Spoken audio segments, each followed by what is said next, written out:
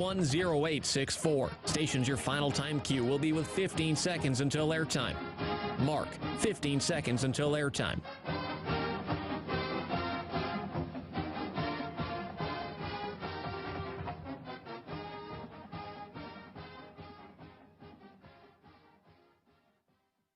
The following is a presentation of Learfield.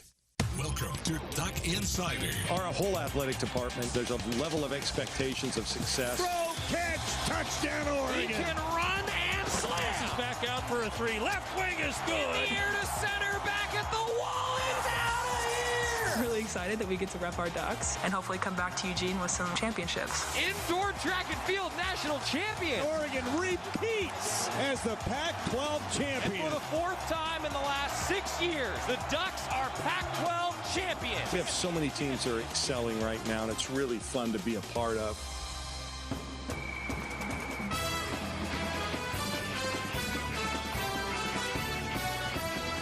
This is Duck Insider on the Oregon Sports Network from Learfield, presented by On Point Community Credit Union. Better banking, local solutions. Live from the Country Financial Studio, here's Joey Mack. Thank you. We've got head coach Mario Cristobal meeting with the media for the final time before the Ducks head to Los Angeles. It'll be a 12:30 kickoff on Saturday against UCLA. On ABC. 10:30 pregame show across the Oregon Sports Network as well with Jerry and Georgie on the call. Oregon Football Coaches Show is coming your way tonight, and head coach Mario Cristobal will join Jerry and Georgie this evening, 7 o'clock, on the Oregon Football social media channels, across the Oregon Sports Network, and on the Go Ducks YouTube as well. You'll be able to tune in. And where you're wanting to tune in all the different ways, goducks.com/OSN for where you can tune in your market. That's the Coach's Show coming up tonight. And before we hear from Mario Cristobal, a couple details from practice today as everybody's getting a little healthier for the Ducks. They were in full pads inside the Moseley Center in a great 2-minute drill that really Anthony Brown led the Ducks down the field. Went 4 for 4 during that 2-minute drill period. Camden Lewis drilled a field goal, and the offense got the win. Execute in practice, execute in games, right? That's what you're looking for, and the Ducks have done that. They finished strong for the most part, and particularly offensively. Also of note, we're going to hear from Coach Cristobal on this in just a moment. New indoor practice facility will be built. That's been announced yesterday afternoon.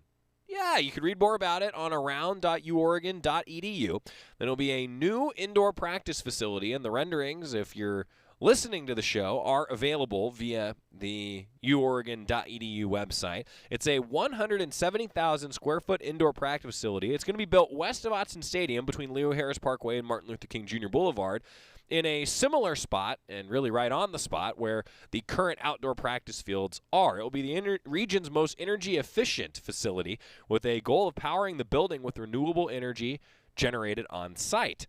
The project, which is slated for completion in 2024, will benefit student-athletes in almost all sports by providing additional access to the Moseley Center, the current indoor practice facility. And the whole goal, right, is to have an awesome student-athlete experience, and, well, that's what the Ducks are doing by building a indoor practice facility, and it's going to connect to the Hatfield-Dallin complex. It'll be an expanded weight room, a player's lounge, dedicated spaces for student-athletes to prepare for games. Large windows would open from the player's lounge to the practice field, and additional doors would open from the lounge to an exterior terrace, creating a flexible, multi-purpose space where the team could study, gather, host special events, and additional landscape and pedestrian improvements are planned as well, with current plans calling for an exterior shell made from Northwest timber in a curved form inspired by the Oregon O. The center of the roof would be paneled with tinted polymer panels supported by a steel cable system, which allows natural light to reach the field without glare while insulating against heat. And this is a key for me. When needed, a ventilation system would help mitigate air quality from things like wildfires. Much of the year, however, the building would use natural ventilation and daylight, minimizing energy use. The project will be funded entirely with private philanthropy and will be managed through the UO Foundation. 2024 is the slated opening of the new indoor practice facility adjacent to the Hatfield-Dallin complex here on the Autzen complex. Pretty darn awesome. Another investment in the facilities and the student-athlete experience here at Oregon. All right, now let's hear from head coach Mario Cristobal. And also coming up today, we've got Tim DeRuyter. We've got Rob Moseley. Busy show, talking a lot of football today. Brought to you by the Willamette Valley Cancer Institute and Research Center. Every time Coach Cristobal chats with the media, fight like a duck with cancer care you can count on. Mario Cristobal after practice just a little while ago. Everything's still looking good for Forsyth and Mace and all those Absolutely. They both practiced both days and taken every rep, so it's ready to go. What is the shakeout on the line? Just because the line played so well this past week. Yeah. Alex comes back, who's the first guy out of that first five. Well, we still got a couple days to figure that thing out, but they are playing well. Not to mention, Dawson was playing really well too. So we've got a lot of guys that, when I say a lot, we've got about 7, maybe 8 guys that have shown that they can play. They do a lot of stuff, so you have to. It's a very rep-intensive week of practice. So we feel confident in those 7, 8 guys to play. What makes their front so good defensively? It seems like they've bottled up opposing running attacks pretty well, especially late. They're very disruptive. Their scheme is disruptive. They stem, then they move. A lot of pre and post snap movement. Penetrators, a lot of speed off the edge. They can run you down from behind. They can also mess charge effectively. Linebackers are really physical and explosive up front. I believe all 7, 8 guys. The starters are all seniors or redshirt seniors or super seniors, so they've seen a lot of football. They play really well. With how healthy you guys are, going into this one, obviously a lot of young guys have gotten some good reps, but how do you feel the starters have kind of gelled now that you're kind of looking healthier? We're getting healthier. How they've gelled, talk about the guys that have back or the young guys? The guys that are coming back, just because, you haven't had some of them for a little bit. Right. They've looked good. I mean, if they're playing this week, they've been repping 2 weeks out, so we feel like, for example, Braden Swenson was repping a week out before he played last week, and he had some really good play, and then he had a couple plays that were a little bit rusty, so I think that always shows up every now and then. I think the fact that we had the extra day, the week before that we had the bye week, I feel like we've ramped up pretty well. KT and Braden both talked about just the chemistry and how that could be inconsistent when you seemingly got guys coming in and out because of injuries. Do you feel like there was a little bit more consistency this week, and maybe now that guys are back, it evens itself out a little more than it has? It feels like it has. Obviously live game reps will tell, but it feels like we are back in a very good, I would say, rhythm, a very good state of continuity. What goes into the just practice management of reps of Travis in particular for not just this week, but here on out, really? But just given his workload increase, stuff he dealt with CJ before, it's not unprecedented or anything. Just how do you go about it? He's fresh and he's good to go right now, so there really are no limitations. So the guy get banged up to the point where the repetitions can harm him, then we certainly scale back on that. We're not at that point yet. Certainly all the other guys have gotten a significant amount of reps, so we feel really good about the preparation and the rep count for him. In fall, it was competition for that punt returner spot, but it seems like Mike has a real strong grasp on that. What has he done well, and what are his strengths back there for you guys? Well, it starts with good decision making and securing the football, right? You certainly want to get possession of the ball. You force a punt, you don't want to give it right back. He's done those 2 things. He's also shown that he can make an explosive play back there and has put us in good situations. So really fired up and proud of him for doing that. He had worked at that really hard, and we caught a couple other guys that have worked at it too, that give you an opportunity. So we're getting better and better at teams, both covering and returning. This UCLA defense loves to blitz, loves to stunt. Has there been a team that you've seen so far this season that does that with the same frequency and regularity that they seem to do? I've not. What is the biggest counter that you guys have to that? And in the sense of how do you game plan for a team that bringing 7 and 8 is not unheard of, and it maybe is happening more consistently than other teams? You got to be sound in everything you do, and you got to make sure you have good eye discipline to carry out your assignment. Jamal played Dulcich last year, faced him, and that was only like his second game in college football. What have you seen, and did well in that game, right? How have you seen Jamal progress this season, heading into this matchup where he'll face him again? Yeah, I feel that early on he was knocking some of the rust out, like we mentioned earlier with a couple other guys. I feel like he's back to form now, and feel like the other guys that have jumped in and gotten reps here as well have done really good. So Jamal's a really good football player for us. We expect him to play really well.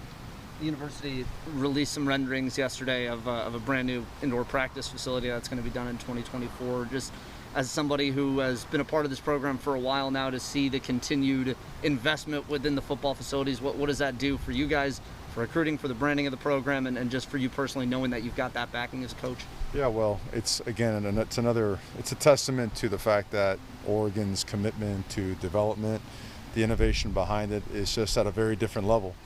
If a student athlete's going to come here, they're going to receive a level of investment and be surrounded by resources like no other place in the country. And it's awesome to be a part of. It's proud as can be to be a member of this organization, and really exciting because it continues to up the level and the caliber of student athlete that you can attract here. So really excited about it. How involved were you in the planning process of what that facility is going to have in it? Oh, I've been doing all football. We'll have those conversations, some other time, but really looking forward to it. It looked like just initially that we would potentially knock out one of the outdoor fields over here.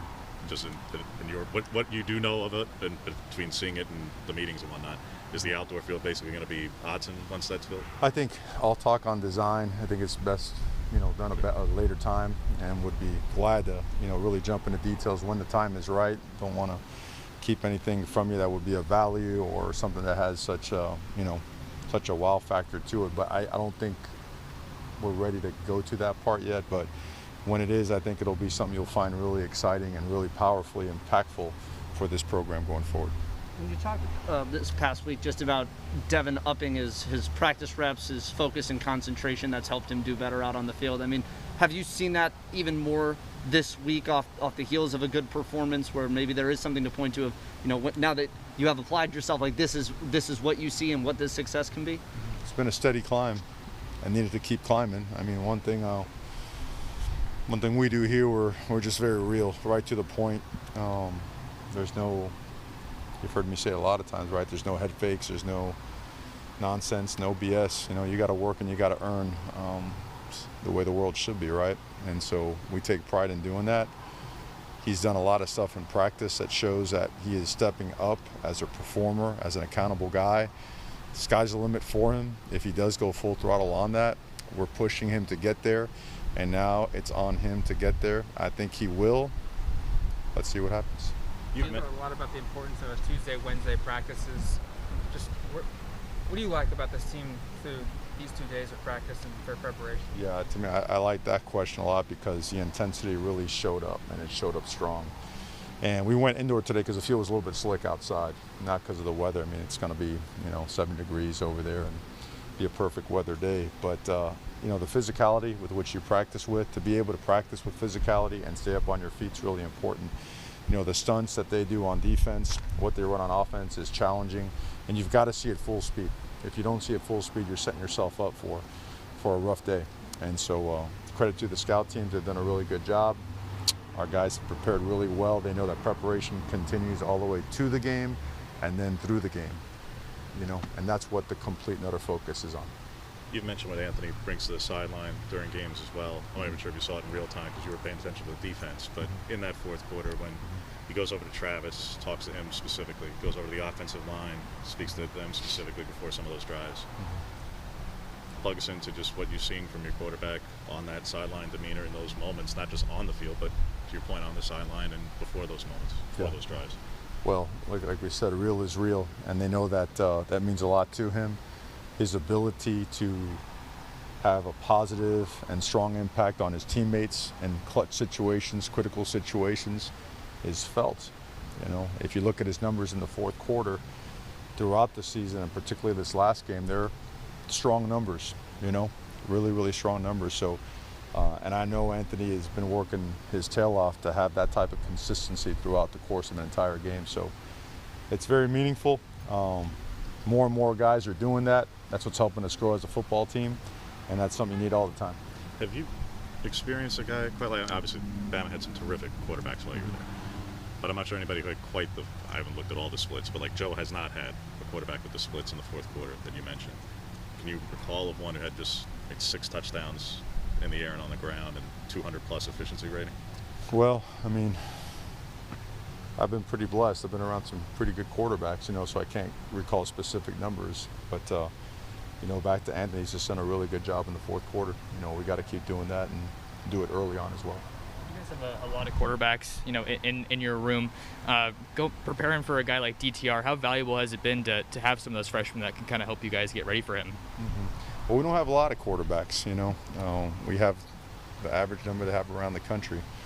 To get ready for a guy like that, you need all of them because he does all things very well. He throws it well, he runs it well, he improvises extremely well, design quarterback runs really well. Accuracy, I mean, he gets on, you've seen it. You've seen how dangerous of a player he is. He's as good as it gets and as hard to defend as there is. in the country. So valuable to, you know, a guy like him, a guy like Charbonnet, their offensive line. You know, I know that they just got some really good players across the board. You mentioned Dulcich, you mentioned Ryan. Someone mentioned Ryan earlier. Really good players. Is there a way to, I guess, simulate somebody who improvises so well with his feet? I mean, is there a way to even accomplish that in practice when a lot of that seems like it's sort of... It happens. It happens organically a little bit, you know, as you're running plays and as you're playing ball. If you're playing fast, if you're practicing fast, it does happen. And so you do get some simulations that you're like, okay, that's probably what it's going to look like. But you also design this stuff and script it, you know, and the number of plays that we run is up there, you know, on both sides of the ball. So we feel like we've prepped well. Last question. As it pertains to Anthony, do you feel like it's overlooked sometimes, the role of leadership and being that guy in the room that your teammates and guys will kind of want to go to war with out there? When there's all this discussion about, you know, stats and outside things, I feel like intangibles matter. Do you feel like intangibles are sometimes overlooked in the broader conversation about quarterbacks? They're at the top of the list with everything else as it relates to everything. The quarterback room, this country, this world, leadership is different, right? You want to be led by someone. You want to have the back of someone that you know is giving every ounce he has for the betterment of all those around him. And that has proven strong, and that is something that when you look at quarterbacks, you want to recruit a quarterback, got to have that. Because, you know, if a guy has that, then the offensive line somehow finds a way to block for that much longer. Running back is willing to run that much harder. Defense is willing to try to find a way to get the ball back that much more that much faster. So extremely important, top of the list. Ducks are the #1 scoring offense in the Pac-12. Achilles Smith said that in the comments just now. Yeah, Ducks are the #1 scoring offense in the Pac-12. Now, do they need more consistency throughout the game? Absolutely. Anthony Brown's first to say that. In the fourth quarter, he's been really good. Got to do it more consistently throughout the course of a game. I think that's going to be a big key in this matchup with a good team on the road like UCLA. When we come back, we're going to talk about that very subject. Rob Moseley, the editor-in-chief of GoDucks.com, is going to join us right after this on the Oregon Sports Network from Learfield. As my family continued to grow, I realized I'd have to replace my beloved Jeep with something that has, well, more seats. I'm Jason Hines, Country Financial Rep and father of 7. Whether you're upgrading from your sporty ride with no room for a car seat or finally replacing your well-loved beater that still has a cassette player, you'll want the right protection for your new car. Work with a Country Financial Rep like me and get the protection you need at a price you can afford. Learn more at TakeSimpleSteps.com or contact a local Country representative. From the weight room to the classroom, on the field and off it, On Point proudly supports University of Oregon athletics because student athletes do so much more than bring us pride on game day. They bring our entire community together in Eugene and all across Oregon. So whether you're watching the game in the stadium, at home, or at your favorite local business, their success makes all of us stronger. On Point Community Credit Union. Join in. OnPointCU.com. Federally insured by NCUA. Equal housing opportunity. Don't go anywhere. Duck Insider continues after these messages on the Oregon Sports Network from Learfield. Adopt US Kids presents What to Expect When You're Expecting a Teenager. Learning the lingo. GOAT, G-O-A-T, acronym, stands for Greatest of All Time. As in, spaghetti sandwiches for dinner? They're my fave. Dad, you're the GOAT. You don't have to speak teen to be a perfect parent. Thousands of teens in foster care will love you just the same. Visit adoptuskids.org. Brought to you by the U.S. Department of Health and Human Services, Adopt U.S. Kids, and the Ad Council. Is that a faucet running? That's not a faucet. That's a river rushing through the forest. Forest rivers provide over 100 million people with clean water to drink. What? I can't hear you because of the vacuum. That's not a vacuum. That's the trees in the forest cleaning up the air we breathe. I didn't know the trees were so amazing. Yep, and the forest gives us shade, trees to climb. That's awesome. Let's go explore some more. Visit the forest today and enjoy all it does, just for you. To learn more about the forest and find one near you, go to discovertheforest.org. Brought to you by the U.S. Forest Service and the Ad Council.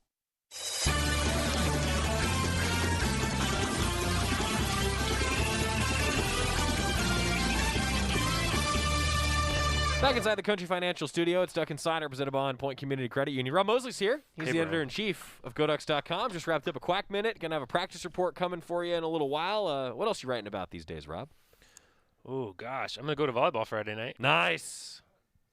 Man, so that's a long trek. I thought about doing that because we're staying in Pasadena, right, and then the volleyball team's playing on campus at UCLA. That's like an hour away, so good for you. Yeah. It's a long trek. And you don't have to be Worth up, it. You don't have to be up at 5 a.m. the next day for broadcast setup. Confirmed, yeah. I think I'm going to be taking photos as well because, the photographers go over early too. And, yes. Yeah. Yeah, the photographers are on that early bus. That's what we affectionately call the EQ bus. Right. And it's the only time that I've ever been grouped into the EQ guys, and it might be the biggest honor of my career. Oh, wow. I mean, seriously, you know those EQ guys, man. They work hard. They work really hard. They work harder than anyone else. That is the team behind the team, yes, as they say. What'd you think of last week? Another tough fourth-quarter comeback for the Ducks. It's nice to be 5-1. That's right. Break it down for us. What'd you think? Yeah, I mean, I thought, yeah, clearly, obviously there were some moments of frustration in the middle of the game, but I thought that stand defensively was hugely impressive. I mean, to have eight plays, one of them a spike to stop the clock, so, maybe if you want to call it 7 plays inside the 10-yard line, and to get a stop was really, really impressive. And then, Anthony Brown, the way he ran the offense and that touchdown pass to Jalen Redd was one of his best throws of the year. And then the rushing touchdown, seemed to me a called pass play. I haven't even watched a replay of it, but seemed live called pass play, and he kind of improvised and had to show off his quickness, had to show off his strength, all of it, and his desire to get there. I mean, that kid has a huge heart, so it was really, really fun to see that too. So you're building and you're building and you're building, and it's a process that never ends, and hopefully takes another step forward this week at UCLA. Yeah, that's going to be the tough thing, right, is going on the road against a really good team. And every team struggles to go on the road. It's always nice when you get your home cooking. And I think that is a key for this team, though, is they played so well on the road in Columbus, played well against Stanford until really the very end. Consistency, I think, is going to be a key to win on the road against UCLA. Yeah, this is a tricky one. You go into Ohio State, and it's like, hey, nobody believes in us. Right. And any team wants the ability to play that card. As us against the world, and I mean teams that's good fuel for the engine right there. Stanford, a little different situation. You go in unbeaten, feeling like, all right, this is a chance to kind of assert yourself. Different kind of pressure, and we saw how that one went. But this isn't really either of those. Right. This feels like kind of a coin flip. If you look at the odds and all that stuff and some of the predictions you're seeing, and so yeah, you got to be the team that's ready to play, that's ready to execute, that's ready to finish at the end.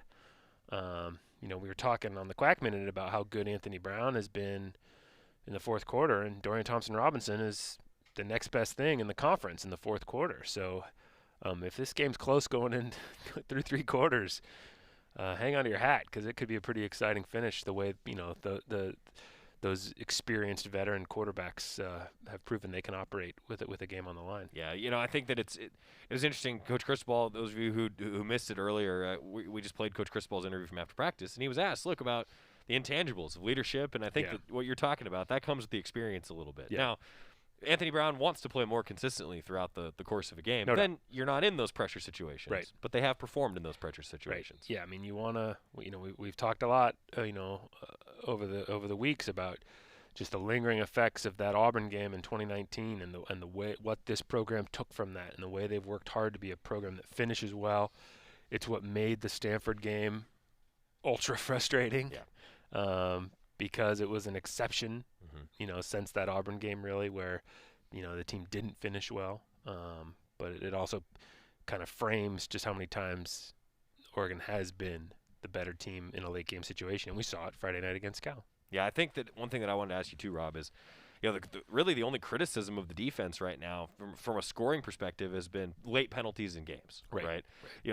If there aren't some late penalties in the game last week and some against Stanford, we're probably having a very different conversation. I think the defense has played well. For the No most doubt about part. it. Yeah, and if you look at the way that, the lack of continuity in terms of personnel. Absolutely. You think about, the preseason, we were thinking about the linebacker group and how good it was going to be with Funa and Thibodeau and Swenson on the outside and Adrian Jackson. And with Flo and Drew Mathis and Sewell, et cetera, Jackson LeDuc on the inside. And, how many of those guys have played in every game? Just is Noah Sewell the only one, I think, probably of that group? So, yeah, I mean, it's just with all that they've endured to still be plugging along. And, yeah, that the penalties against Stanford, obviously were decisive. Mm-hmm. But what you want to do when you go through something like that is learn from it and deal with it better the next time. And you saw what happened against Cal. And they did better. Yeah, a penalty extends a drive, but it's less egregious. It doesn't happen again, and you get yourself off the field. How big is it, I think, too, to when you think about those moments that they've got a lot of different guys that have now gone through it. For sure. And Braden Swenson even was talking about that. We'll hear from him later on in the show today. Those pressure situations, the Ducks have learned from those pressure situations. Again, there's a reason Anthony Brown is so good in the fourth quarter. Experience. He's been in a lot of them. Right. It just doesn't rattle him. It doesn't. His blood pressure doesn't spike like yours or mine would, or a freshman's would. Right. And so but that's learned. He's probably taken some L's in that situation, and we've seen for sure that he's won some games in that situation too. And all of that adds up to the kind of experience that just makes you a little more comfortable in that situation than other guys are. So a guy like Swenson, you have to go through it, and he'll be that guy, soon enough. Maybe he is now by now. Feel like he's been in it enough between Columbus and between last week and that. You interact with fans a lot. I do. That is, I think, the name of the position. Yeah. Right. Yeah. That is the name of the position. I have a strong opinion on this. I think that you do as well. I think that you and I also admit that. Look, we have O's on our chest. You have a duck on your chest, but I think people get the idea. I have strong feelings on any boos that come out from the fan base in any situation for your home team. Let's be clear about something. My birthday was Saturday. Mm-hmm. I'm a Libra.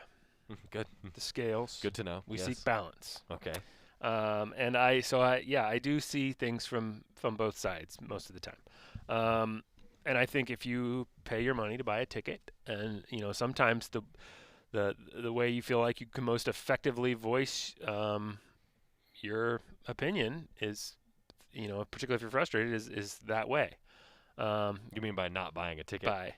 Or if you're booing, right. Cheering or booing. Once you've purchased a ticket, the way you give feedback about the product you're seeing is how you raise your voice at a game. And I'm not one to say you don't boo, you can't boo, you're a bad fan if you boo. I think that's a bridge too far. I just think if we ask fans to make a deep investment in this program, and I think when they do that, they also have the right to voice their opinion, good or bad. I just would ask some consideration, for the fact that these coaches and players invest their lives into this, a ton of time into this, and coaches are making the best decisions in the best interest, short-term and long-term, of the program. They have more skin in the game than anyone. Yeah. And the players, the investment they make, on top of school and everything else, is supreme. And the respect for that, how hard they're trying, how hard they're working. But respect too, guys' families are at the game. Mm-hmm. Players' parents are there. Mm-hmm. What if your mom came to watch you do something and you were getting booed? How would you feel? And also, we've got recruits at games. How does that impact the way recruits look at that fan base? Is there a chance of recruits like, well, I don't want to play for those people. They'll flip on you on a dime, So hopefully, those are reasons that somebody might say, yeah, maybe I'll hold back. Even if you feel like, hey, I paid my money, I should get to voice your opinion. I think there's merit to that argument. But ultimately, I think there's a lot more reasons not to than reasons to do so. If you need somebody to vent to, that's what you're for. I will give you my number. I'm on Twitter. You can call me up and just boo the heck out of me. I will take it. Well, and I think I agree with everything that you just said. What I often think about, and this is true even in discussions with like friends of mine, for example.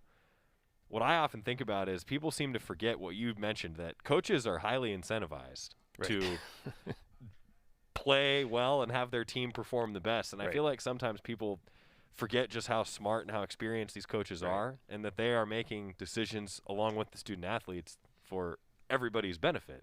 I think that sometimes that gets lost, and so I think that when you get out that boo instrument, maybe just think about that. That's my addition to the very well said piece from you. Well done. I think as a country, over the last few decades, we've started to cast doubt on expertise across all sorts of fields. You're right. That didn't exist in the past, and maybe this is just one more outlet of that. Yeah. But let's respect expertise for what it's worth. Yeah. I'm with you. Also, Jason made a point. Ducks are technically the second scoring offense in the Pac-12. Right. It's by like 0.2. Yeah. So I've kind of just said I tend to round in these things. It's a tie for first, but you're right, Jason. You are correct. Ducks, though, still, how many programs in the Pac-12 would love to be the second or first scoring offense? And the Ducks have that right now. 10 programs would rather be the first or second than where they are. Good math, man. Yeah. Good math. Hey, we'll see you on the practice field tomorrow. Sounds like a plan. All right. He's Rob Moseley, the editor-in-chief of GoDucks.com. On Twitter at DuckFootball, at GoDucksMoseley. People tend to yell at him there. Bring it on. I'll take it. Don't yell at the kids. Yell at me. I'll take it. That's right. Sometimes I'll chirp back a little bit, too, and isn't that fun? A little bit? Especially if the Penguins are losing, guys. You really got to be careful. Speaking of sports, I was hoping you wanted to talk NLCS, but it didn't come up. It looks like we're out of time. Going to hear from Tim DeRuyter next on the Oregon Sports Network from Learfield. Dear Exit Strategy, no matter which Toyota you choose, there's an exit from the ordinary to match. See you soon, Toyota. Visit your local Toyota dealer or Toyota.com today. Toyota, let's go places. What's with Mountain Dew? Mountain Dew is like a zipline of incredible flavor directly into your brain. Mountain Dew is like getting punched in the mouth with pure neon refreshment that creates a neural explosion, sending flavor shards of electric brain pulses into your very core of being. Okay, maybe that's a little over the top, but you get the idea. The fact is, the mind-bending challenge of describing the taste of Mountain Dew is way harder than just experiencing it. That, of course, is easy. Just grab an ice cold Dew, crack it open, and toss them back. Mountain Dew. Do the Dew. Dear Exit Strategy, no matter which Toyota you choose, there's an exit from the ordinary to match. See you soon, Toyota. Visit your local Toyota dealer or Toyota.com today. Toyota, let's go places. Duck Insider continues after this timeout on the Oregon Sports Network from Learfield.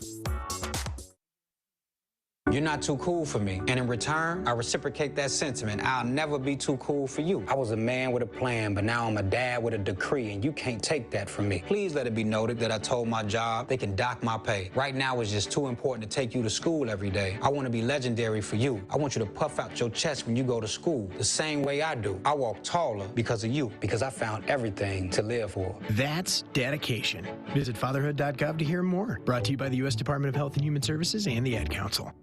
Right now, our country feels divided, but there's a place where people are coming together. I was nervous to talk to someone so different than me. Me too. Love Has No Labels and One Small Step are helping people with different political views, beliefs, and experiences connect through conversation, and it feels good. This conversation gives me hope. It gives me a lot of hope, too. Take a step toward bringing our country and your community together. Start a conversation at lovehasnolabels.com/onesmallstep. A message from StoryCorps, Love Has No Labels, and the Ad Council.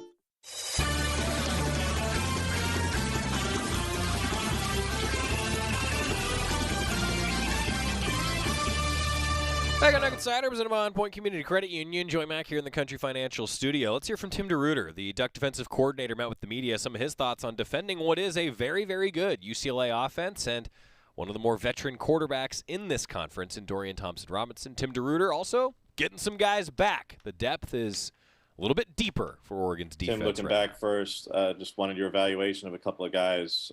Jeff Bassa starting and giving you guys quite a bit of pressure off the edge. Brayden back in the lineup. And Quez making plays, particularly late.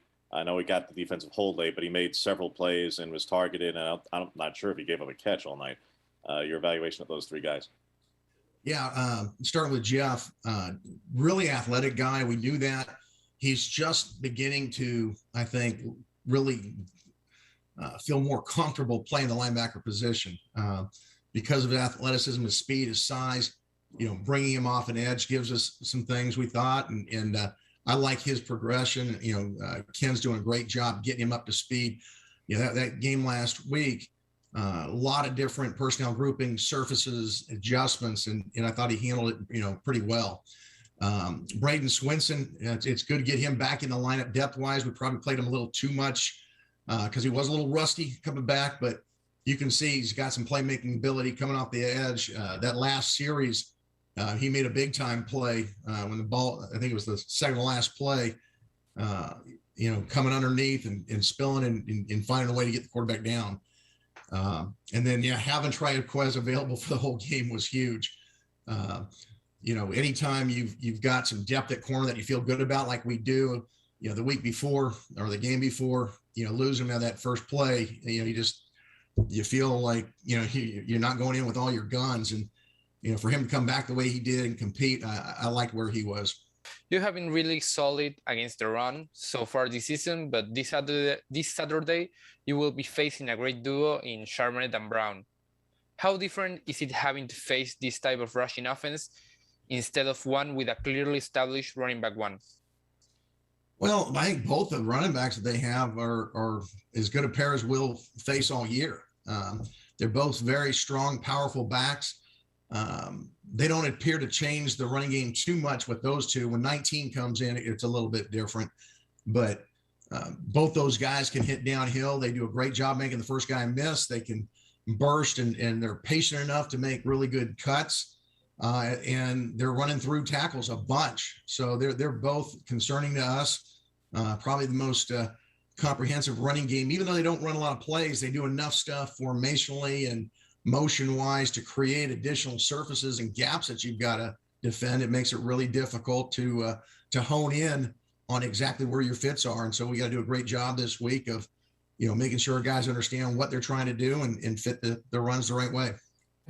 Tim, Mario said that your corners have gotten better now over the last couple of weeks in covering. And I guess how did you work on that? What were you able to do to get them better at press coverage and more in coverage? Well, I think the biggest thing is we get a chance to go against a really good receiving crew, Monday through Friday before having to play on Saturdays. When you're having to defend a Devin Williams and Jalen Redd and Johnny Johnson, all the guys that we have on offense, it makes you work on your game so that when you play on Saturdays, you're ready for that competition. And, Coach Cristobal has us competing, every day against each other. That naturally drives the guys who are competitors to get better. Coach, obviously the defense came up pretty big for you guys at the end of that one against Cal, sending all that heavy pressure. Just kind of wanted you to see if you could take us through, what you were seeing and, what gave you the confidence to ultimately make the call and send all that pressure at Garbers. Well, not to get into all the details of things, we knew that for him down there, especially close to the red zone, if his first reads weren't available, he was likely going to tuck the ball, and we did not want to give him a lot of outs to duck up and make someone miss, because he'd done a really nice job of that.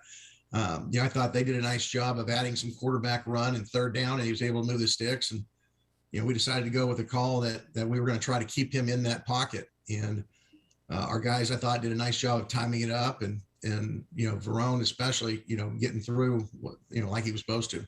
End of game situations, the last two games kind of mirror each other in terms of what your defense was facing. I guess, what areas did you see growth and improvement from, and why was there a different result this time as opposed to at Stanford? Well, two different attacks really. At Stanford, if you decided to zero them up, they're just going to throw the jump ball. That's really not how Cal tried to attack. But we just felt going in, there's certain calls that our guys feel more comfortable with. And even though it's two different game plans, trying to fit the call with the guys on the field and the situation, I probably would have done the same thing call wise against Stanford. I thought our guys competed really well. And, unfortunately we get a penalty down there on the last play of the regular part of the game. And then in overtime, you could argue that the other side should have had a penalty thrown when he had hands in our guy's face, but it's football. If you decide to double guys outside, you're light in the box. So you got to just make that choice and let guys compete. And this week, fortunately, we made the choice and it ended up executing and playing out the right way. You faced a couple of tight ends already who were quite good. Obviously, Stanford's loaded with them, and Cal just had a bunch. Ruckert earlier in the season, though I know he's almost more of a receiver. I think that kind of fits in line with Dulcich. What do you see from Jamal and his ability to match up with him. He got him in his second game in his career last season. And it sounds like Phillips will be back, and just what they bring when they're tandem together, which they weren't this past week. Right. I think Dulcich is as good a tight end as we have in the league. I think, he's a great combination of not just blocking. He's gotten better as a blocker this year, but you saw his explosive playmaking ability and ability to stretch the field. I also think he's a comfort zone guy for their quarterback that, on third down or, he wants somebody to get a drive started with. He's a nice big target and really sure-handed guy. So, it's going to be, critical that we get great matchups and be able to do some different things to him to make him uncomfortable, hopefully. And then you mentioned too, really choose a guy that the offense, the explosive part of the offense runs through. I know they probably missed him last week. They're running similar schemes, but you don't have that comfortable, feel for the quarterback that he knows where two's going to be and throw that ball up and he'll go make a play. So we anticipate him coming back, and it does present a challenge, particularly on third down. You don't have just one guy to stop. You got a couple of options for him, and you just got to pick, and try to mix up your look so that the quarterback's got to find it in a hurry. Well, Noah Sewell was named the Pac-12 Freshman of the Week. What can you tell us about his progress throughout this season? I think Noah's playing as well as anybody in the country. And it's not a surprise to us. He practices at a level that it just naturally comes out at, on game day. He practices extremely hard. He's been dinged up the last few weeks, and yet he does not let that slow him down at practice. If we get everybody on our team to practice the way he does, I don't know that, we could, lose to anybody. I mean, he's that kind of a player at practice, and to see him be productive during the games, it's just a natural spinoff of that. He's a talented guy, but he really sets himself apart by his work ethic. Yeah, it felt like in the second half, once you got KT and you could pair him with Swenson and now with Mace back, it felt like you guys pressed more at the front of the line of scrimmage with your DBs. Is there a correlation with an established pass rush and being able to be a little bit more aggressive with your back end? Well, we had some different calls in there to do that. And yeah, when you've got a guy like Kayvon and certainly when Braden's there, I think he brings some pretty good pass rush value to us. Our guys feel more comfortable pressing when they know that the quarterback's not going to have, as long to throw. You saw the impact that Kayvon had on the game when he came in. I mean, it was a different ball game. I know that they felt it, and it does allow us to change what we can do, coverage wise, because hopefully if he plays the way he's capable of, they're not going to have very long to throw. Hey, Tim, sticking with Kayvon, I think he had pressures on half of his pass rush snaps. Have you seen a player do that at this level, and just that help what you guys were able to do?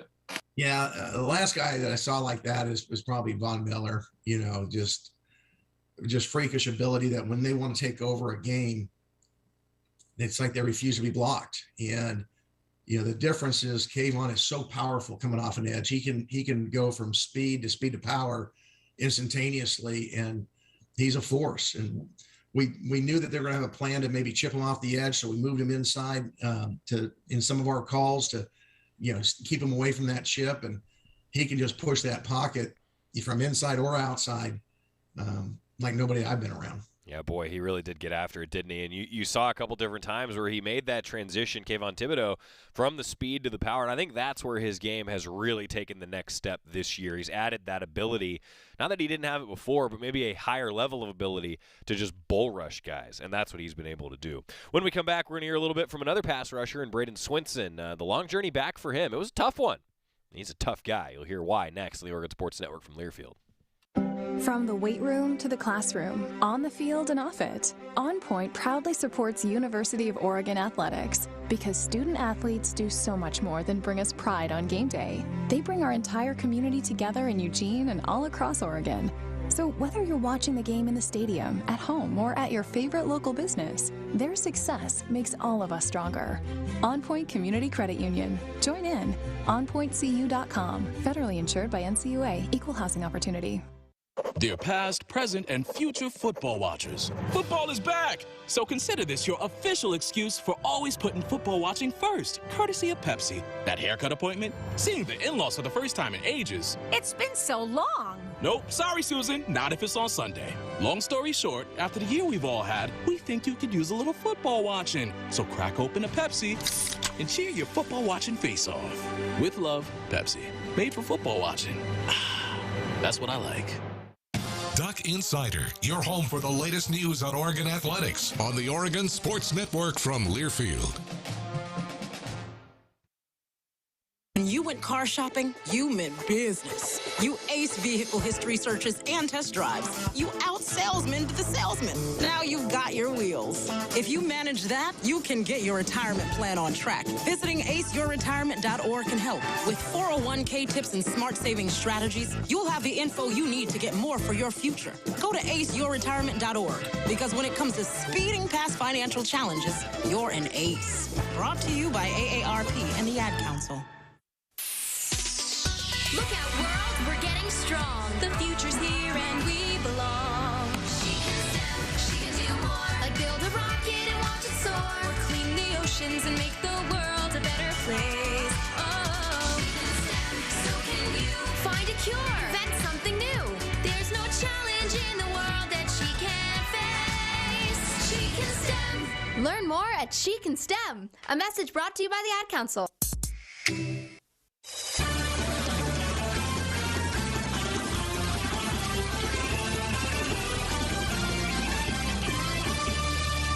Welcome back to Duck Insider, presented by On Point Community Credit Union. Joey Mack in the Country Financial Studio. Braden Swenson, a guy who really had to tough it out in the second half against Ohio State, and was nice to have him back, and it's going to continue to be nice having him back, pass rushing opposing quarterbacks. Here's Brayden Swenson talking with the media about his return for the Ducks.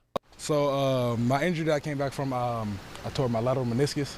It happened in the beginning of the third quarter. I remember feeling it, but then I just played through it. You know, the urgency, you know, the feeling of being in the game.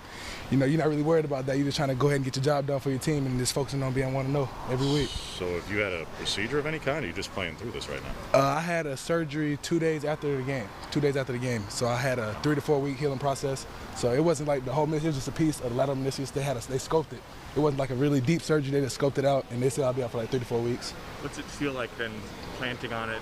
Initially, was there a concern that you feel pretty good now, but kind of was it like the first couple I want to give a big shout out to the training staff and everybody that took care of me. You know, they had me in there rehabbing at least 2 or 3 times a day, and I feel like if I feel better than it was before I even heard it. Like, it just feel better when I'm moving on it. I still got the same movement, every lateral quickness, and everything I need to do is still here. Do you feel fully confident in your knee now? Yes, fully confident. Nothing's changed? Nothing changed. Right Never knee or changed. left knee? It was my right knee. How did it feel like just to be back out there then this past week in particular? It felt great, you know, being with the guys and just being with the team. You know, it been hard, you know, not being able to travel and everything, you know, not being able to sit around with your team and just work with them. But, you know, last week, you know, coming back, being able to be with the guys, you know, it really helped me out and also drove me also in my recovery just to get better and go out there with my guys and compete. Take us through that last goal line stand. You had one of the big plays there late in particular. Just what did you see on that play? Well, what we go through, it was a spill. It was a spill. So when I saw the guard pulling, I saw the quarterback behind him, and I knew that somebody was going to have the outside that's going to take him outside if he would bounce it out. So I just knew that if I just get underneath it, and if he do it in there, I can either put a hand in there or something, or just put like a body in there to stop him from getting a yard or anything. So just blessed to be putting that opportunity in that spot to make that play. What do you see from UCLA in terms of, particularly you can match up with their tackles and whatnot, but they run a lot. They're a physical team. But we pride ourselves on being physical as well, and we're focusing on being 1-0 every week. So just like every other week, it's going to be a 1-0 process, and we're going to fight, and we're going to work hard throughout the week until it's time to play. When you were in that Cal game, you know, winding down, game pretty much on the line at that drive, you know, what does it mean to you to have Tim call, you know, that much pressure, you know, with the game kind of on the line there? You know, every day in practice, we practice those situations of having, like, our back against the wall and pressure. So at that moment, I feel like I seen that moment every day in practice that I practice. So it's just like another play for me. So just repeating myself, you know, repetition after just stacking reps, just doing that same play that we worked on in practice. And then it came game time, I was ready for that same exact play. And then heading into this UCLA game, you guys are the healthiest you've been in quite some time. Yes, sir. Yes, you know, sir. How dangerous can it be, this defense, with you and KT, you know, coming off the edge? This defense will be very dangerous this week, and it's going to look a lot different, like how it will every week. We're looking to get better every week. We got numbers. Everybody has their role, and we're just going to dominate this front. That's all we got to do. We just got to dominate the front, show who's more physical, and just continue our want-to-know process. But take me back to, I guess it was early high school. Coach was telling me about you were in a car accident in like 8th or 9th grade or something. Yes. Messed up your hip. Yes. Take me back through what all happened there and how that impacted, ultimately how that impacted you on the football field. So my 8th grade year, that's a while ago, man. My 8th grade year, it was me and my mom was in a car accident and going over a bridge, and I think I dislocated my hip in that one when I was like in 6th grade, when I was young, and at that time I was short. I was like 5'9", and then once I had therapy and everything, I went to chemo, and they popped it back in place, and I grew 2 more inches. So then I feel like that helped me because like getting that done and having that help, that just helped me grow, and then I got used to my body as well. So as I got used to my body after that, you know, going to other therapy and everything, it just helped out. So, you know, I really don't know too much. That was a while ago. Yeah, Coach, I was talking to high school. He was saying that he thought that in terms of your recruitment and why things came on late, that the hip, that you just didn't feel totally at ease with the hip until maybe junior, senior year. Yeah, because we didn't really know, because like not immediately after the car accident we knew that because it happened in 8th grade.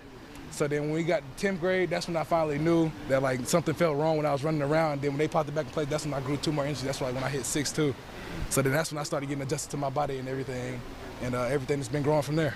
This is one of your guys' star performances against the run, you know, facing Cal. Yes, sir. Obviously going against a team like UCLA, which loves to run the ball. What was key for you guys to succeed against Cal, and what do you be focused on this week? We have to set edges. As a group, you know, me being in the outside linebackers group, we have to set edges this week, strong edges, firm edges. We have to rush the passer. We got to cause problem. We got to be able to cause problem for the quarterback. We can't let them sit back there comfortable. We just got to make the whole thing just feel uncomfortable and just cause havoc. That's all we need to do. Cause havoc. You guys have faced athletic quarterbacks, but I think he's maybe even a step above some of them. This is a guy who could probably play other positions if he wasn't quarterback. What are the challenges with the quarterback with that kind of athleticism? It's going to be great. You know, I love going against great quarterbacks. You know, we always welcome competition. You know, that's one thing we never run from. We always welcome competition. So going against this quarterback who's a real mobile guy and can throw it as well, it's going to be very good to see it.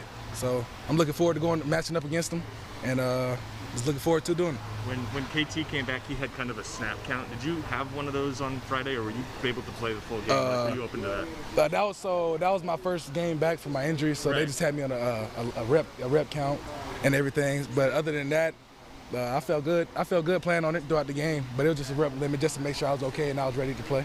And approximately how many, if you can share, were you at? And then I assume you don't have one anymore.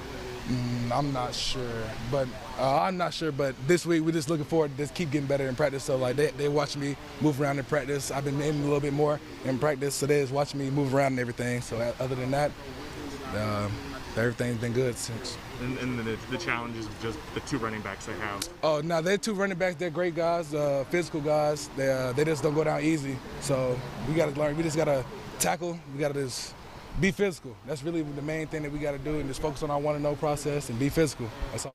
Man, awesome stuff from Brayden Swenson as he was talking about not only his own journey and going through a torn meniscus that he played through in the game against Ohio State.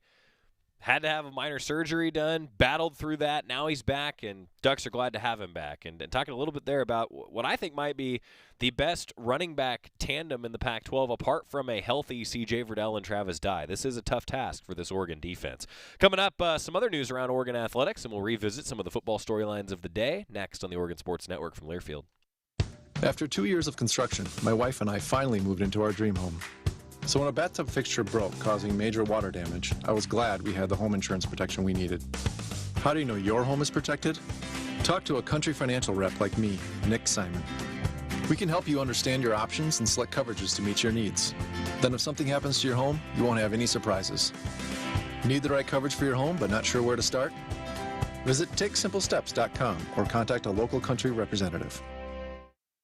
From the weight room to the classroom, on the field and off it, On Point proudly supports University of Oregon athletics because student athletes do so much more than bring us pride on game day. They bring our entire community together in Eugene and all across Oregon. So whether you're watching the game in the stadium, at home, or at your favorite local business, their success makes all of us stronger. On Point Community Credit Union. Join in. OnPointCU.com. Federally insured by NCUA. Equal housing opportunity. This is Duck Insider. Duck Insider on the Oregon Sports Network from Learfield. Jill, why don't you tell the class what you did this weekend? Well, my dad and I went in search of some magical minnows and found a zillion of them in the stream from our lookout rock. Then my sister and I escaped from an evil slug king and went back to my super twig fort for safety. Then we told stories till it got dark, and the Big Dipper led us all the way home. Wow. Where were you, Jill? We went to the forest. It's not that far away. Ask your parents to take you and your friends to the forest this week. It's closer than you think. Check out discovertheforest.org. Brought to you by the U.S. Forest Service and the Ad Council. If a natural disaster comes knocking, how prepared is your family? You can't just close the door on earthquakes, floods, or hurricanes and hope they go away. That's why it's important to make a plan now. Ready.gov/plan has the tools and tips you need to prepare your family for an emergency. So if disaster shows up at your doorstep, you'll be ready. Visit ready.gov/plan and make a plan today. Brought to you by FEMA and the Ad Council.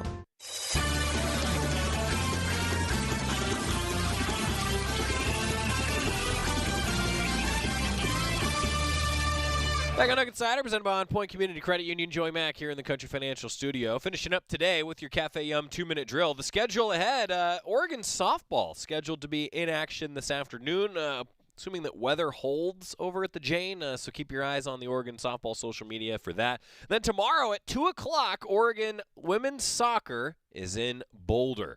It'll be on Pac-12 Insider, that new channel that the Pac-12 has worked out. So more info via the Oregon soccer schedule page for where you can tune in. A 2 o'clock start time in Boulder for the Ducks on Thursday. And then 7 o'clock, also at UCLA, Oregon volleyball is in action. I'm really looking forward to seeing a bounce-back effort from hopefully a healthier Oregon volleyball team. That's the plan. Of course, a 12:30 kickoff on ABC on Saturday in the Rose Bowl for Oregon against UCLA. And then the rest of the weekend, Oregon softball with 3 scheduled matchups on Sunday. More info, GoDucks.com. Oregon soccer in Salt Lake City at 11 a.m. on Sunday on Pac-12 Network.